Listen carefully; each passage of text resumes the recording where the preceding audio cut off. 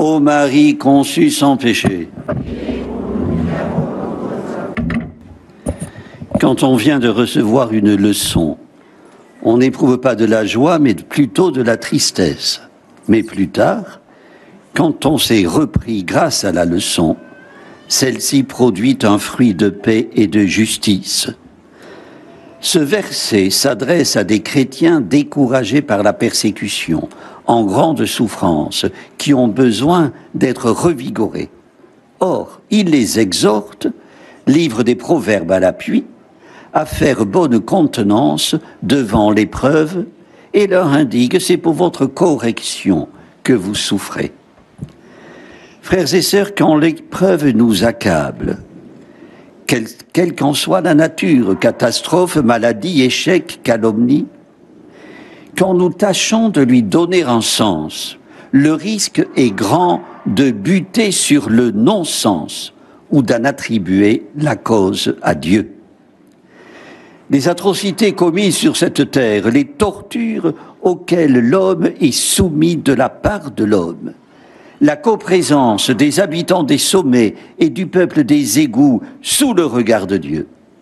Révolté, un écrivain hollandais converti par Léon Bloy, Pierre van der Meer de Walcheren, devenu moine une fois veuf, ordonné prêtre à l'âge de 76 ans, ce non-conformiste déclarait « Je lutte contre Dieu, avec Dieu, révolté par amour ». Puis se tournant vers Dieu, « Je crois et je sais que tu es mon Dieu, mais parfois ce n'est pas facile. » Quel croyant n'a fait les mêmes aveux? Frères et sœurs, il n'est que trop vrai.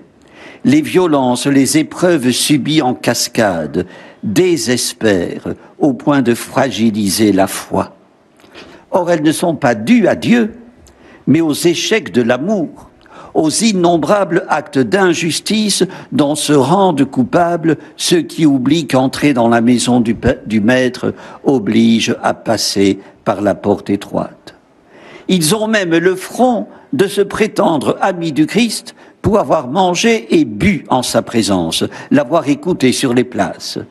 Piteux état de service. Les plus grandes canailleries de l'histoire n'ont pas été commises par les canailles, mais par les lâches et les impuissants, écrivait Bernanos. Frères et sœurs, la pleutrerie est une maladie sournoise. Elle affecte les traits d'une tristesse débilitante.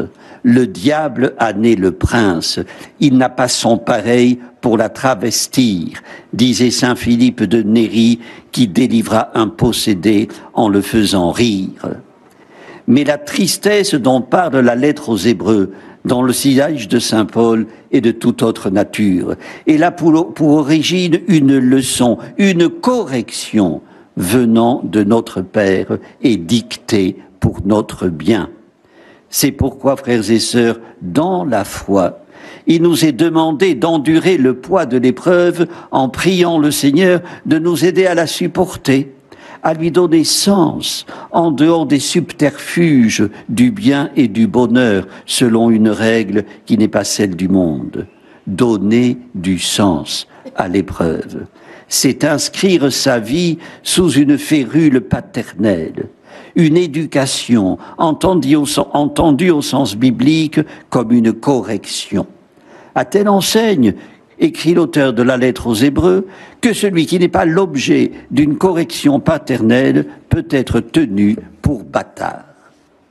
Frères et sœurs, la tristesse, l'attiédissement qui nous envahissent dans l'épreuve viennent de ce que notre foi s'est étiolée et a dépéri. S'engager pour la justice et la vérité, disait Benoît XVI, est la carte d'identité qui nous qualifie en tant qu'amis du Christ, le passeport qui donne accès à la vie éternelle. Aimer comme le Seigneur nous a enseigné à aimer la valide, en quittant le réduit de nos intérêts immédiats, les circuits dans lesquels nous nous cantonnons. 1000 occasions s'offrent à nous. En conséquence, frères et sœurs, ne limitons pas le champ de notre témoignage. La maison du Seigneur l'exige, le franchissement de sa porte aussi. Ne réduisons pas la bonne nouvelle à un humanisme dont Jésus serait exclu. Le credo n'a pas varié, les béatitudes non plus. Surtout, ne nous égarons pas dans des disputes hargneuses et vaines.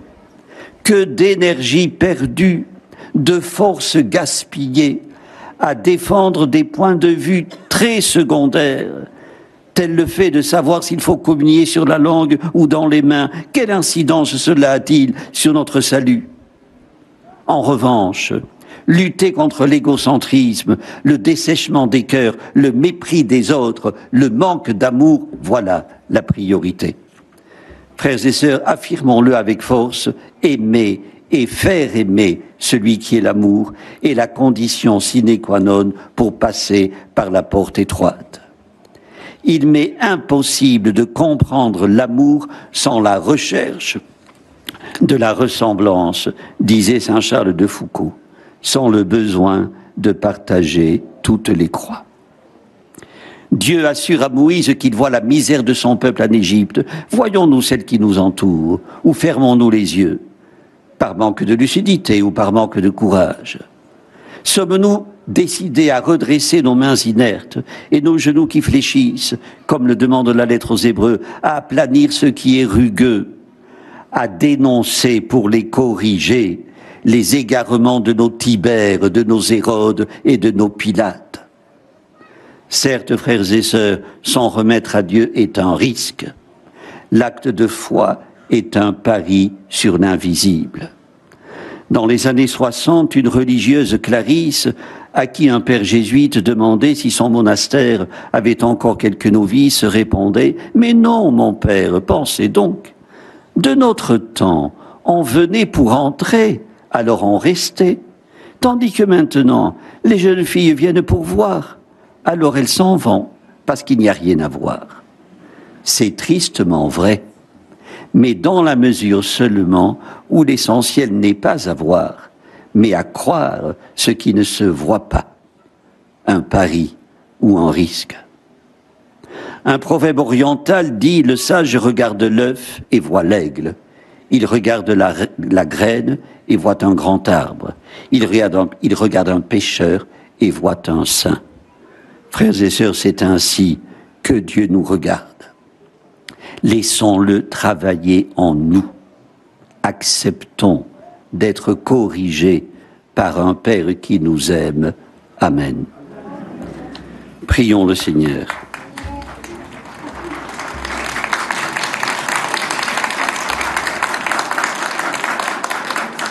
Dieu notre Père, viens ouvrir nos portes fermées. Fais éclater nos certitudes et dénonce nos fausses justices. Pénètre-nous du souffle de ton esprit et que ton Fils soit la brèche qui mène hors de nos impasses, la porte qui ouvre sur la liberté et la vie. Porte du ciel, Jésus-Christ, sois béni pour les siècles des siècles. Le Seigneur soit avec vous. Que Dieu Tout-Puissant vous bénisse, le Père, le Fils et le Saint-Esprit. Notre-Dame de Lourdes, Sainte Bernadette, ô Marie conçue sans péché,